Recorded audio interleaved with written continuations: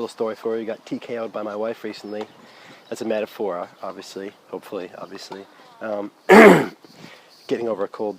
And this is also old school video. No fancy editing because I'm running behind because I was sick.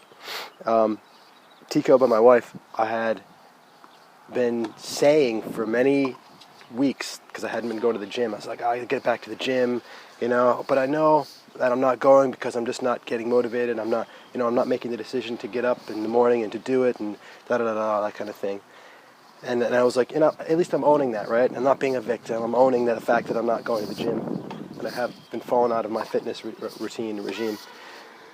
And she was like listening, and she's like, you're all talking about being an owner and not being a victim and not complaining about how things aren't going your way. And just because you talk about the fact that it's your fault that you're not going, and yet you own that, doesn't mean you're being an owner.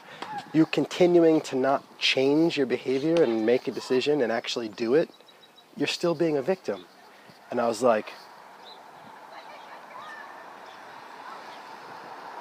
oh, you're right.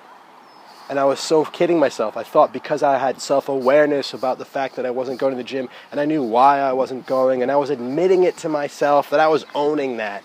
But by prolonging this process of owning it and owning it and owning it and talking about it and acting as if I'm self-aware because I know and not doing anything, actually I was still being a victim, and she was so right. And so at that same time I was reading, talking to my friend James about this book, Straight Line Leadership, and he's talking about this distinction of choosing versus wanting. And I was like, I have been wanting to go and admitting that I'm not going, but I haven't actually chosen to go. I haven't chosen to go to the gym. And so I did. I made a choice. I stepped, because thanks to that TKO from my wife, I had the clarity of mind to know that what I needed to do, the only thing I needed to do to actually be an owner, instead of kidding myself, pretending I was owning the situation, was to choose. And so I chose to start going to the gym every day at 5:30, and that's what I started doing.